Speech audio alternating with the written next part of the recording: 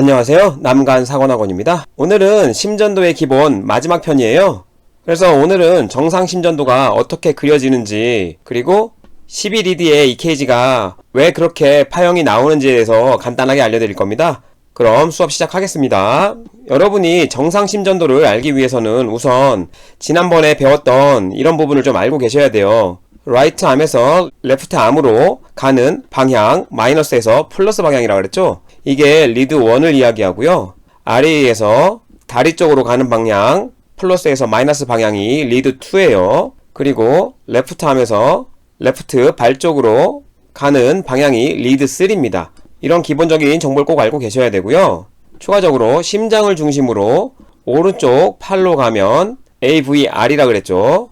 그리고 심장을 중심으로 레프트 암으로 가면 AVL, 발로 가게 되면 AVF라 그랬습니다. 이 방향을 잘 기억하셔야 돼요. 그리고 추가적으로 흉부유도죠. 흉부유도는 여기가 기준점이에요. WCT라고 해서 그런 기준점이 있긴 한데 어렵게 생각하지 마시고 여기를 기준으로 마이너스에서 플러스 방향으로 흉부리드 1, 2, 3, 4, 5, 6가 이렇게 방향을 나타낸다 정도로만 알고 계시면 될 것 같습니다. 자, 그럼 정상 심전도를 볼 텐데 이게 리드 1, 2, 3죠. 보통 정상적인 심장이라면 리드 2가 QRS 웨이브가 제일 크게 나옵니다. 이 EKG 상에서도 가장 크게 나오잖아요, 리드 2가. 그래서 리드 2 방향은 이 방향이라고 알려드렸잖아요. 심장의 전도 방향도 이 방향이에요. 일치하기 때문에 이렇게 크게 나오는 거라고 말씀드렸고, 이 전도 방향과 같이 리드 1의 방향에서도 PQRS가 정상적인 EKG 파형이 나오겠죠. 리드 2의 방향과 조금은 달라서 이 방향으로 진행되고 있기 때문에 이 벡터 값이 조금 약하게 나타나면서 리드 2보다는 작은 파형으로 PQRS가 나오는 게 보이실 거예요. 리드 3를 보시면 리드 1보다는 좀 크게 PQRS 파형이 나오잖아요. 그건 왜 그런지 좀 이따 설명드리고, AVR, AVL, AF를 보시면 AVR에서 QRS 웨이브가 뒤집어진 게 보이시죠? 이게 왜 뒤집어지냐면 심장의 전도 방향은 이 방향이에요. 그쵸? 근데 AVR 방향은 심장을 중심으로 이쪽 방향이잖아요. 마이너스에서 플러스 방향으로. 그렇기 때문에 반대 방향으로 향해 있어서 이 QRS가 이렇게 반대로 나오는 거고 T웨이브도 반대로 나오는 거죠. 반면에 AVF 방향을 보시면 AVF 방향은 이 방향이잖아요. 그렇기 때문에 지금 심장의 전도 방향과 거의 일치해요. 물론 완전히 일치하진 않기 때문에 QRS 파형이 이렇게 크게 나오는 거죠.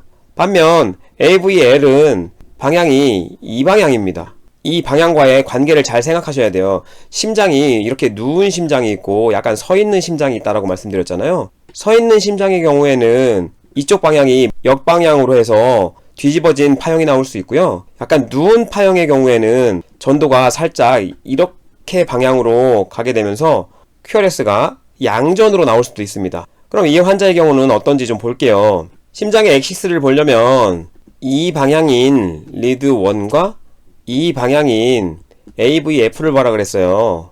X축, Y축 설명드렸죠? 지난 시간에. 그러면 리드 1을 보면 QRS가 파지티브로 나오고 있죠. 근데 작은 파형이 나와요. 반대로 AVF를 보면 역시나 이렇게 양의 방향으로 QRS가 나오는데 웨이브가 굉장히 파형이 크죠. 그러면 이 파형의 크기를 그대로 여기에 반영해 볼게요. 리드 1 방향의 파형은 길이를 대략 이거라고 생각하시고 지금 여기의 길이를 나타낸 겁니다. 그 다음 AVF의 QRS 파형은 길이가 약 2배 내지 2.5배 정도 되는 것 같아요. 그러면 2배 내지 2.5배니까 약 이 정도의 지금 벡터 방향을 나타내고 있는 겁니다. 벡터. 그러면 심장이 약간 서 있는 형태죠. 지금 이 그림과 거의 유사한 형태의 심장이 엑시스가 여러분이 추론해 보실 수 있을 거예요. 그래서 많이 서 있는 심장이에요. 그러면 AVL 방향을 생각해 보면 많이 누워 있기 때문에 마이너스에서 플러스로 향하는 이 방향보다 점점 멀어지는 값이에요. 그러니까 이렇게 뒤집어져서 나오는 거죠, QRS가.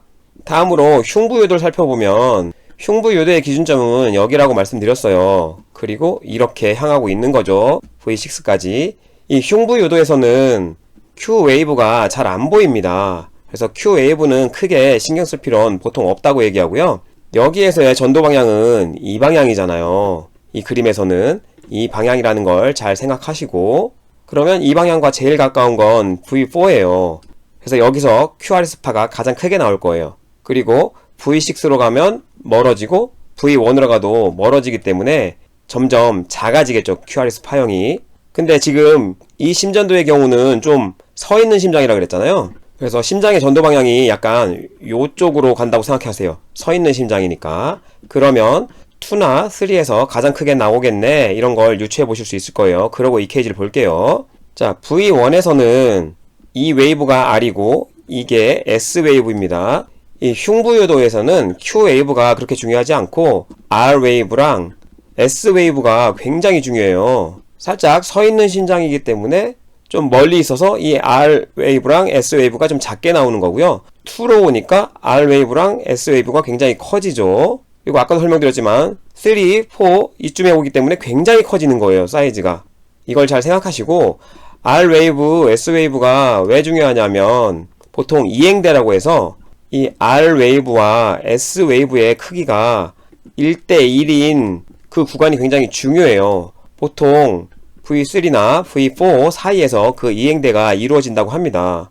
그러면 여기서 찾아보면 R 웨이브에 비해서 S 웨이브가 굉장히 크죠. 여기는 R 웨이브가 S 웨이브보다 커졌어요. 그러면 지금 이 심전도의 경우에는 이행대가 V1, V3 사이에 있는 겁니다. 아까 설명드린 것처럼 이분은 좀 심장이 많이 서 있기 때문에 이행대가 여기 사이에서 나타나는 거죠. 그리고 서 있음에도 불구하고 이 방향이 V4 방향이랑 가장 일치하잖아요.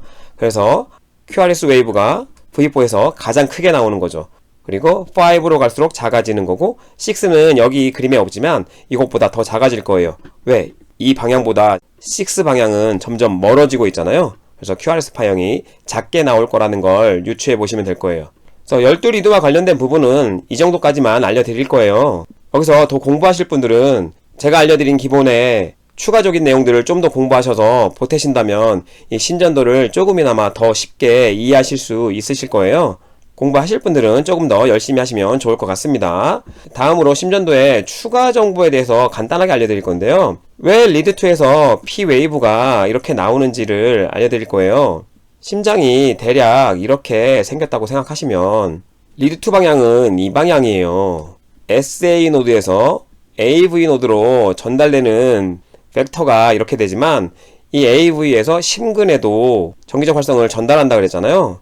이 전기적 활성이 먼저 전달되는 곳이 이 오른쪽 심방이에요. 그래서 EKG의 P웨이브는 원래 오른쪽 먼저, 그 다음 왼쪽으로 전달되는 이 파형이 그려지게 됩니다. 근데 전체적인 P웨이브의 파형은 이 벡터 방향에 대해서 값이 나타나기 때문에 요게 이런 파형보다는 하나로 합쳐져서 이렇게 지금 그림처럼 P웨이브가 보이게 되는 거죠. 근데 V1의 경우에는 P웨이브가 이렇게 파지티브와 네거티브 파형이 둘 다 나올 수 있어요. 왜 그러냐면 V1의 경우는 이 심장의 기준점 WCT 앞전에도 설명드렸지만 그 기준점에서 오른쪽 흉골 쪽을 향하고 있었잖아요. 그렇기 때문에 먼저 전달되는 이 값이 적용되는 게 EV인 거예요.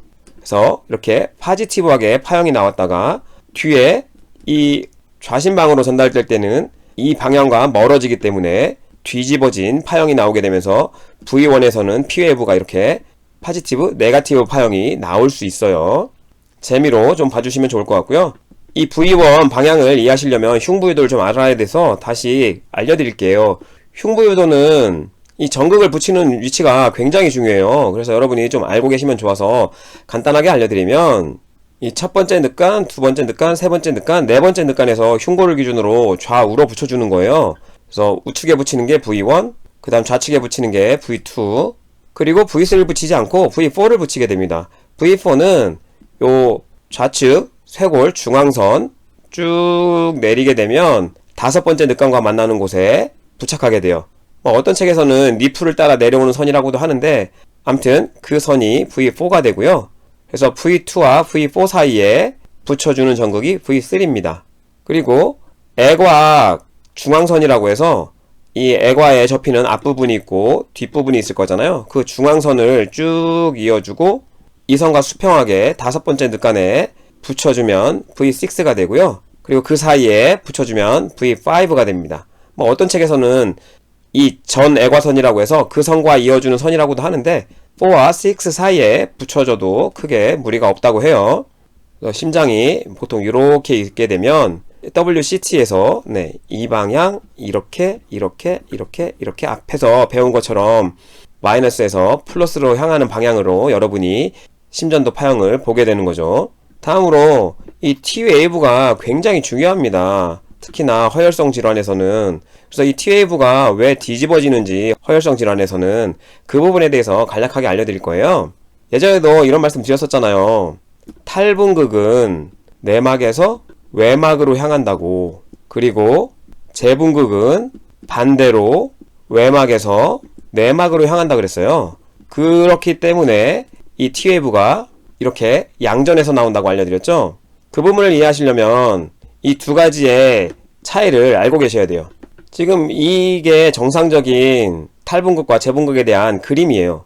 보시면 내막이 탈분극하면서 이렇게 상승했다가 칼슘이 유지되면서 이 고원기가 유지되고 그 다음 뚝 떨어지고 다시 정기적 활성이 없는 안정기 재분극된다고 알려드렸잖아요.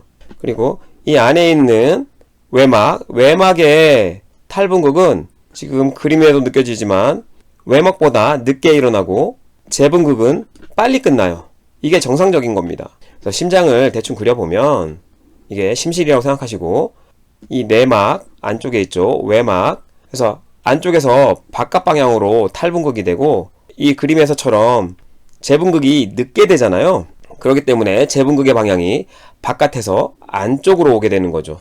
이 이유 때문에 T웨이브가 이렇게 파지티브하게 나오게 되는데 허혈성 질환에서는 특히나 심근경색이나 이런 질환에서는 보통 허혈의 문제로 심내막이 손상이 이루어집니다.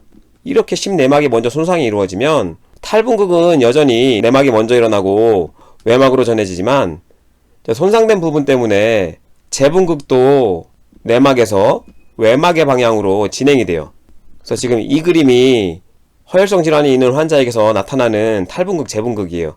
심근에 허혈이 있기 때문에 안정막 전이 자체가 지금 이 베이스보다 올라와 있죠. 올라와 있고 그렇기 때문에 탈분극의 강도가 정상보다 굉장히 낮게 이루어져요. 그리고 지속시간도 짧고 반면 손상이 없는 내막은 안정막 전이도 그대로고 탈분극과 재분극도 똑같이 일어납니다.